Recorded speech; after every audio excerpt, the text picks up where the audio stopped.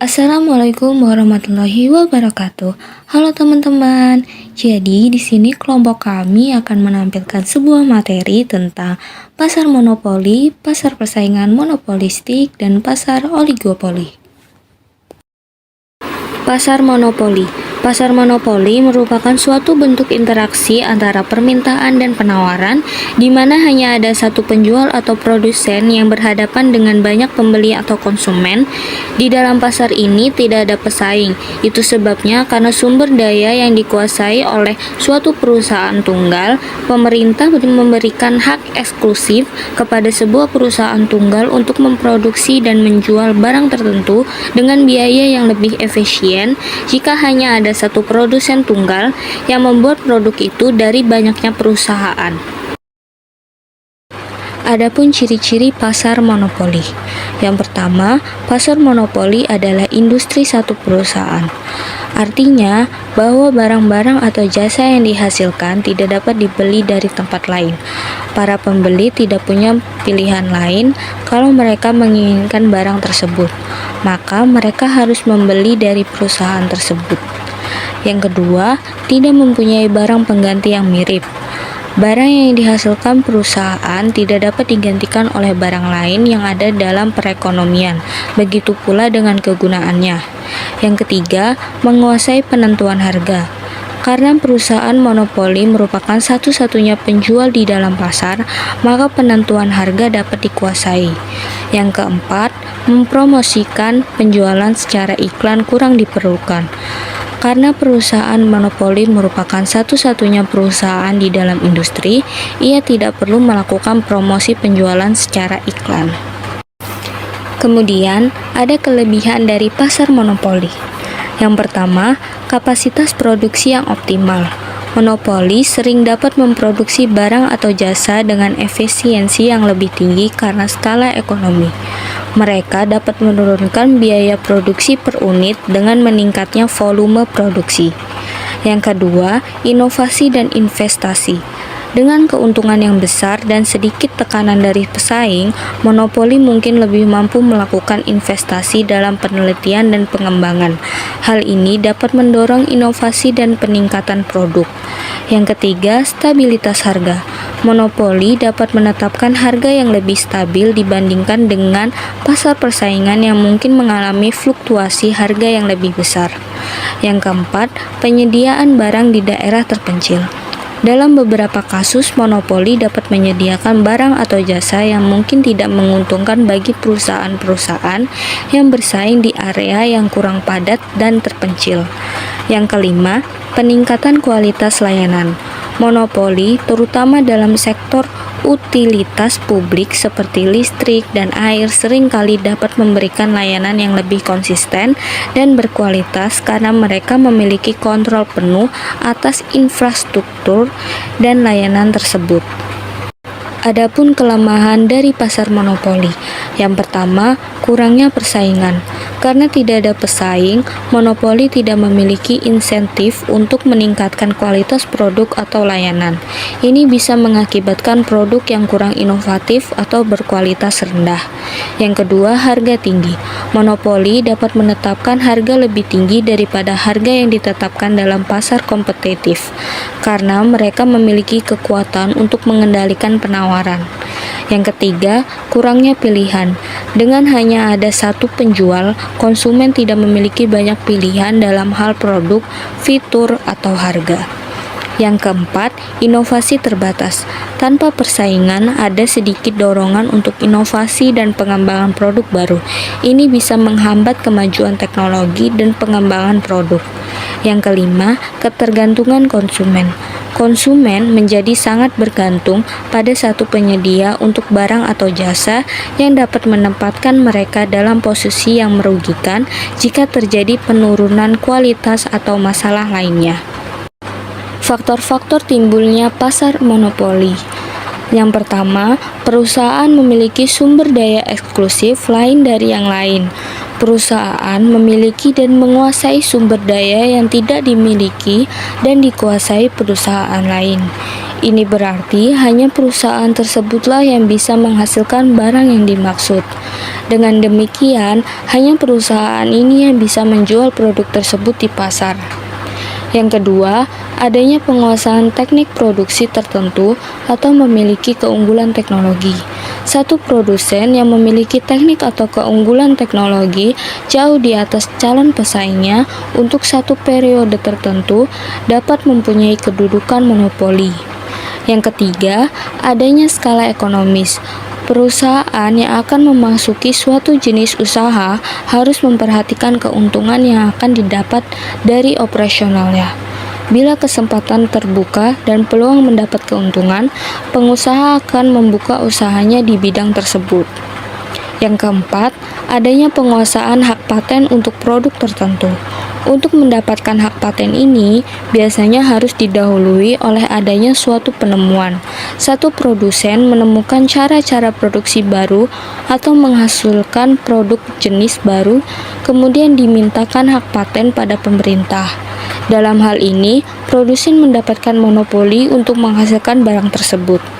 Yang kelima, adanya monopoli yang diperoleh secara alamiah. Misalnya, karena faktor luas pasar yang terlalu besar sehingga tidak memungkinkan untuk dilayani oleh lebih dari satu penjual, maksudnya perusahaan baru biasanya tidak akan menguntungkan, sebab perusahaan lama yang memegang monopoli sudah mempunyai pengalaman yang lebih luas dan mempunyai kekayaan non-material atau goodwill dari masyarakat. Oleh sebab itu, pendatang baru akan dapat bertahan jika mempunyai teknologi yang lebih efisien. Adapun keseimbangan dalam pasar monopoli. Yang pertama, keuntungan laba normal.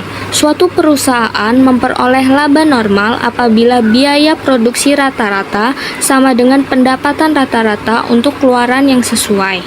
Yang kedua, keuntungan supernormal.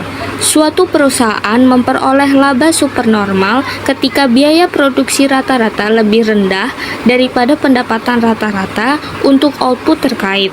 Yang ketiga, kerugian.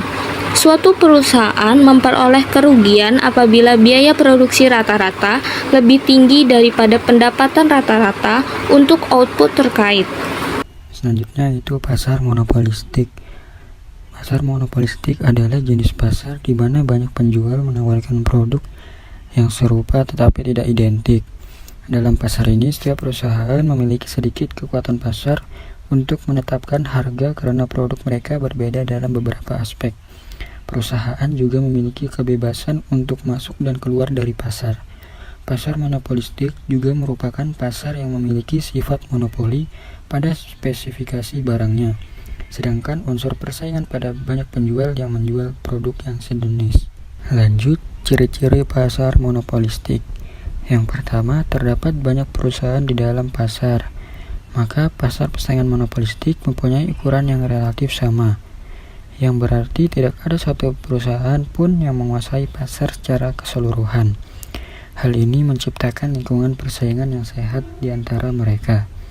Yang kedua, barang produksinya berbeda corak, yaitu setiap perusahaan dalam pasar monopolistik menawarkan produk yang berbeda, meskipun produk tersebut memiliki fungsi yang sama. Misalnya, dalam industri makanan cepat saji, setiap restoran mungkin menawarkan menu yang berbeda. Meskipun semuanya berada dalam kategori makanan cepat saji, perbedaan ini membuat konsumen memiliki preferensi yang bervariasi.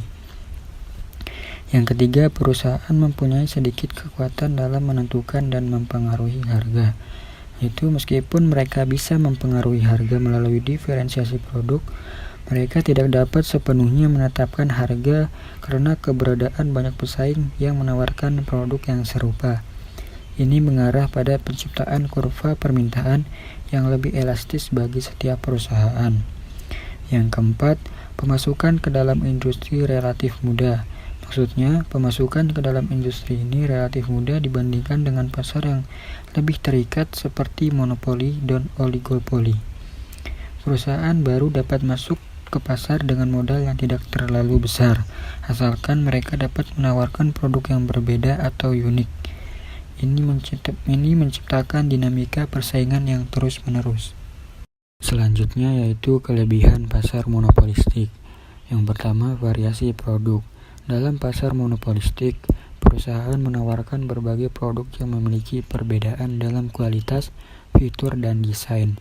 Variasi ini memenuhi berbagai preferensi konsumen sehingga memberikan lebih banyak pilihan dan meningkatkan kepuasan konsumen.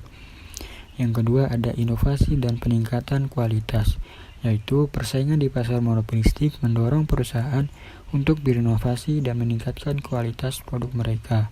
Untuk menarik konsumen, perusahaan harus terus-menerus mencari cara untuk membedakan produk mereka dari yang lain, baik melalui teknologi baru, desain maupun fitur tambahan.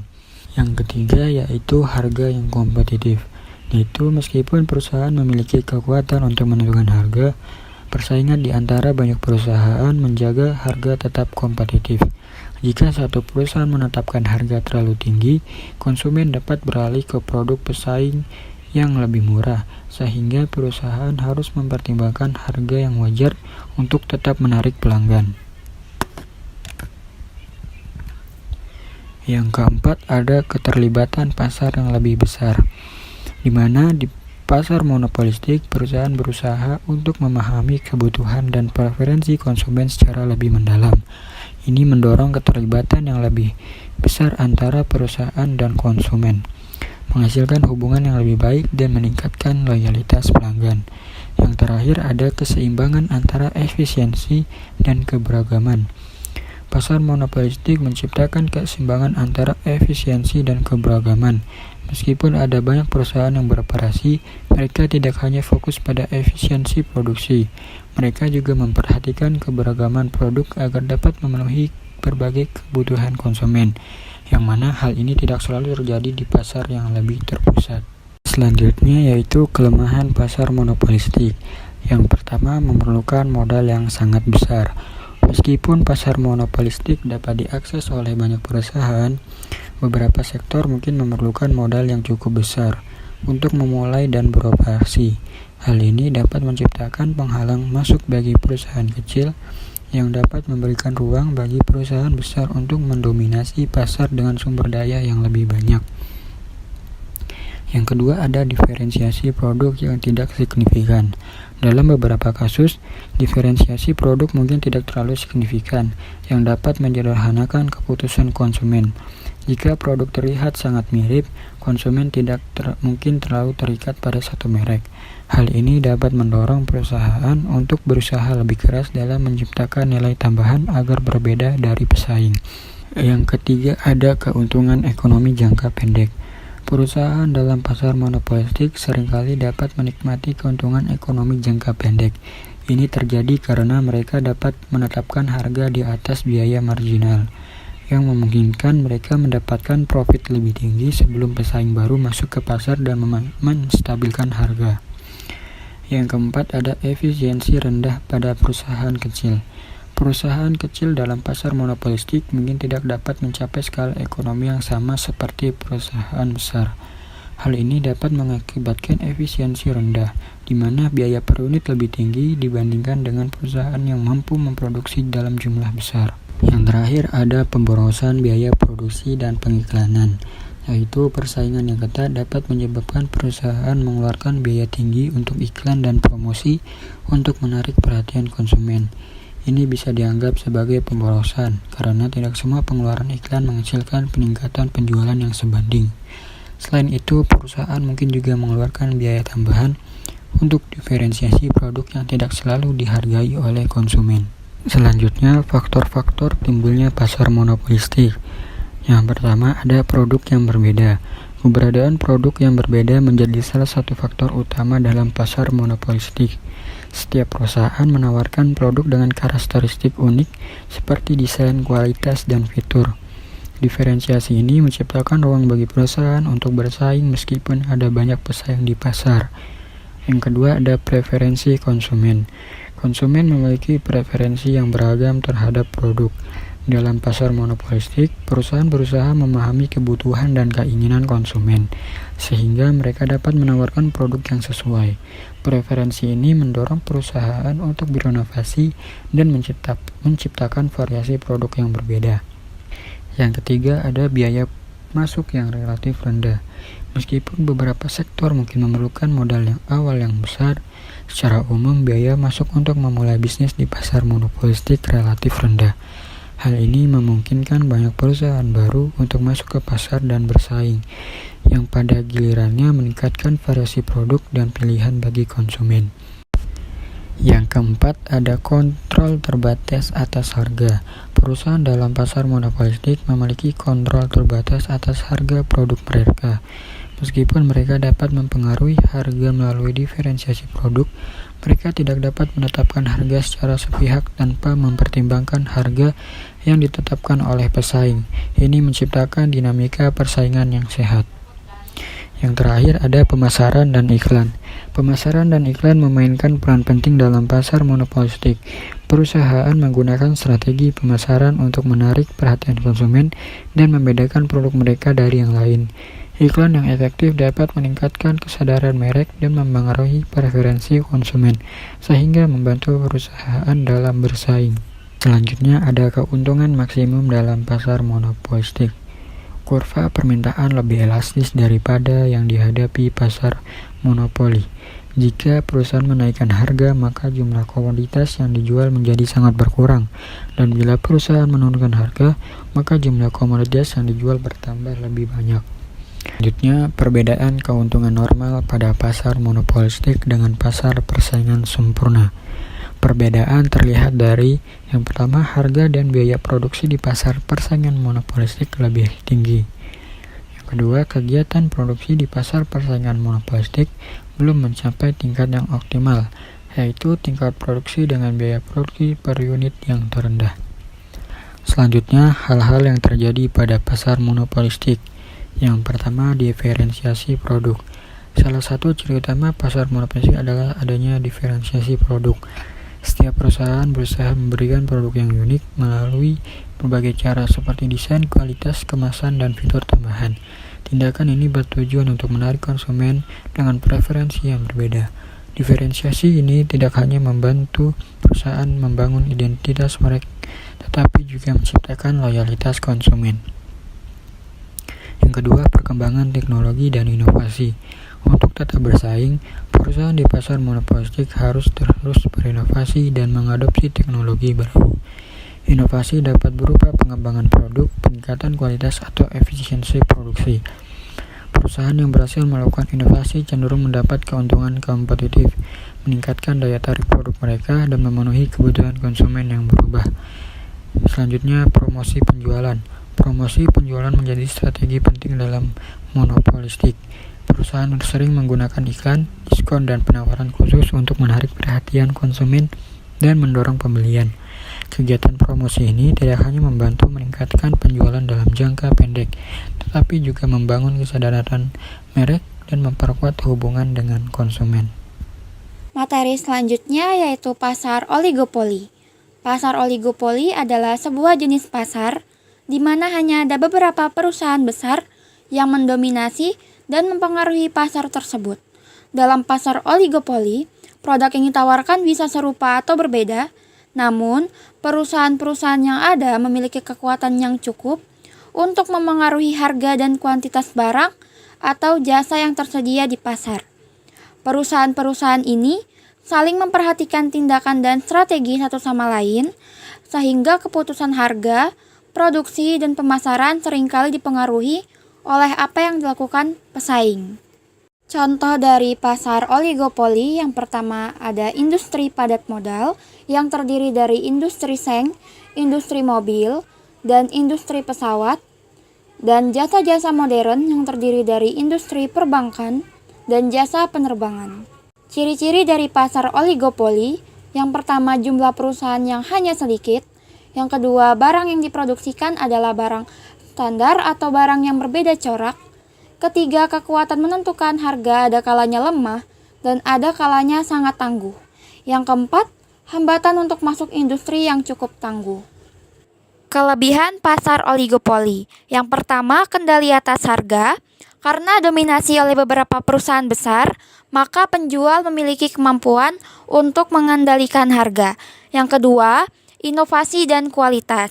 Persaingan dalam pasar oligopoli mendorong perusahaan untuk berkompetisi dalam hal inovasi dan kualitas produk untuk dapat menghasilkan produk yang lebih baik bagi konsumen. Yang ketiga, efisiensi. Persaingan antara perusahaan untuk mendapatkan pangsa pasar dapat mendorong efisiensi dalam produk dan pengurangan biaya. Selanjutnya, kelemahan pasar oligopoli. Yang pertama, hambatan masuk yang tinggi. Investasi besar diperlukan untuk memasuki pasar oligopoli, di mana hal ini yang membuat perusahaan baru lebih sulit untuk bersaing. Yang kedua, potensi kolusi. Perusahaan besar dapat berkolusi untuk mengatur harga atau pembagian pasar yang dapat merugikan konsumen. Yang ketiga, perang harga. Perang harga seringkali terjadi pada saat perusahaan baru mencoba masuk ke pasar atau saat ada penurunan harga yang berujung pada kerugian. Yang keempat, kerja sama dan kartel. Beberapa perusahaan dapat mencoba bekerja sama atau membentuk kartel yang dapat merugikan konsumen dan merusak persaingan. Faktor timbulnya pasar oligopoli. Yang pertama, adanya skala ekonomi yang membuat perusahaan mampu memproduksi output dengan efisien. Biasanya perusahaan akan mulai dengan teknologi sederhana, lalu mengikuti kemajuan teknologi. Dengan hal itu, perusahaan akan banyak dijumpai di negara maju, karena negara maju biasanya sudah memiliki teknologi modern yang mampu mencapai efisiensi jika produksi besar. Yang kedua, adanya kegiatan penggabungan perusahaan atau merger. Perusahaan bisa bersaing satu sama lain atau berkolaborasi. Kegiatan ini memiliki tujuan untuk menggabungkan perusahaan yang semula bersaing agar bisa menguasai pasar. Pengaturan oligopolis. Karena berpotensi untuk membentuk kekuatan monopoli, maka perusahaan-perusahaan yang beroperasi pada pasar oligopoli dikendalikan dengan pemberlakuan undang-undang anti monopoli. Jadi, kesimpulannya adalah pasar monopoli merupakan pasar dengan satu produsen yang menghadapi banyak konsumen, di mana produsen ini memiliki kendali penuh atas harga dan tidak ada pesaing. Meskipun memiliki kelebihan dalam hal kapasitas produksi optimal dan stabilitas harga, pasar monopoli memiliki kelemahan seperti kurangnya persaingan dan inovasi. Sementara itu, pasar persaingan monopolistik ditandai dengan banyaknya penjual yang menawarkan produk serupa namun tidak identik, di mana setiap perusahaan memiliki sedikit kekuatan dalam menentukan harga. Pasar ini memberikan keuntungan berupa variasi produk dan inovasi, namun memiliki tantangan seperti biaya operasional yang tinggi dan efisiensi yang rendah pada perusahaan kecil. Adapun pasar oligopoli merupakan pasar yang didominasi oleh beberapa perusahaan besar yang saling mempengaruhi. Struktur pasar ini umumnya ditemui pada industri padat modal dan jasa modern. Meskipun memberikan keuntungan dalam hal efisiensi dan mendorong inovasi, pasar oligopoli memiliki kelemahan seperti potensi kolusi dan hambatan masuk yang tinggi bagi pesaing baru. Untuk mencegah penyalahgunaan kekuatan pasar, perusahaan-perusahaan dalam pasar oligopoli dikendalikan melalui undang-undang anti monopoli. Sekian pemaparan materi dari kelompok kami mengenai pasar monopoli, pasar persaingan monopolistik, dan pasar oligopoli. Mohon maaf apabila ada salah kata. Wassalamualaikum warahmatullahi wabarakatuh.